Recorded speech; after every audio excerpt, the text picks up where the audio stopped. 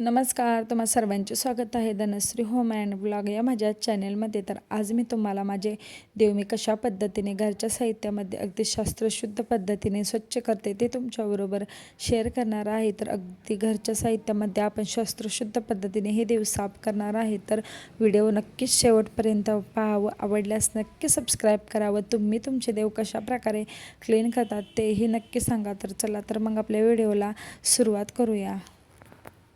तर देव स्वच्छ करायचे म्हटले तर कोणतेही केमिकल वापरायचे नाही। तर इथे मी 2 चमचे बेसन पीठ, 1.5 चमचा इथे बारीक मीठ घेतलेलं आहे व 2 चमचे इथे दही घेतलेलं आहे। तर अगदी आपल्याला घरच्या साहित्यामध्ये चकाचक असे देव करायचे आहेत, कोणतेही यामध्ये केमिकल वापरायचे नाही। व इथे मी 2 लिंबू आहे तर बारीक होती तर ती 2 घेतलेली आहे। 1 लिंबू घेतला तरी होऊन जातात। तर ही छान अशी पेस्ट तयार करून घेतलेली आहे। तर याच पेस्टला वापरून आपण देव स्वच्छ करणार आहे, म्हणजे अजिबात आपल्या भावनाही दुखवणार नाही। तो आपले देवही अगदी चकाचक असे निघतील। तर सर्व देवांना आहे तर ते आधी पेस्ट लावून घ्यायची व सुरुवातीला ज्या देवाला लावला आहे ते देव घासण्यापासून सुरुवात करायची। तरी ते मी सर्व देवांना आहे तर ती पेस्ट आहे तर ती लावून घेते, म्हणजे ते जर घाण काय असेल तर ती निघली जाईल व ओलाव्यामुळे पटकन अशी निघली जाईल। व हा माझा देवांचाच ब्रश आहे तर आपल्याला न वापरलेला स्वच्छ असा नवीन ब्रश देवांसाठी वापरायचा आहे। व हा ब्रश ते देवघरामध्येच आपल्याला ठेवायचा, म्हणजे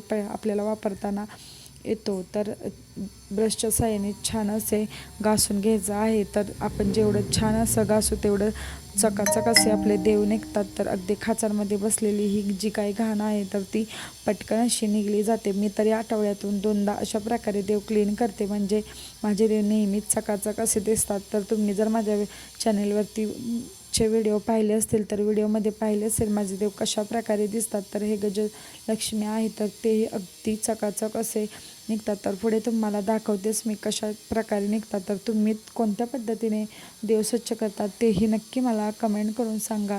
व इथे तेलाचे दिवे आहे तर तेही निघतात। तर इथे ब्रशच्या साहाय्याने थोडंसं निघत नव्हतं म्हणून मी थोडंसं स्क्रबचा वापर करून घासून घेतलेला आहे। अगदी चकाचक असे तेलकट दिवेही निघले जातात। तर पहा धुल्यानंतर मूर्त्या किती चकाचक अशा निघालेल्या आहेत। तर तुम्हाला या आधी ही पद्धत माहिती होती की नव्हती ते मला नक्की कमेंट करून सांगा। व माझे असेच नवनवीन व्हिडिओ आपल्या चॅनेलवरती येत राहतात तर नक्की सबस्क्राईब करा। व यापुढे तुम्हाला माझा कोणता व्हिडिओ पाहायला आवडेल तेही मला नक्की कमेंट करून सांगा। तर पाहू शकता अगदी छान अशा आपल्या या मूर्त्या निघालेल्या आहेत। गणपतीची मूर्ती तर पाहू शकता किती अगदी चकाचक अशी निघालेली आहे। जर तुमच्याकडे जर अशाच मूर्त्या असतील पितळाच्या किंवा मग तांब्याच्या कशाच्याही असतील तरीही तुम्ही या पेस्टने घासू शकता। अगदी चांदीच्याही वस्तू आहेत तर त्या चकाचक अशा निघल्या जातात। तर कोणत्याही प्रकारचे देव तुमच्याकडे असतील तर अगदी चकाचक असे निघले जातात। तर व्हिडिओ कसा वाटला तो मला नक्की कमेंट करून सांगा। तर चला तर मग भेटूया छान अशा एक आपल्या नवीन व्हिडिओ बरोबर। तोपर्यंत धन्यवाद।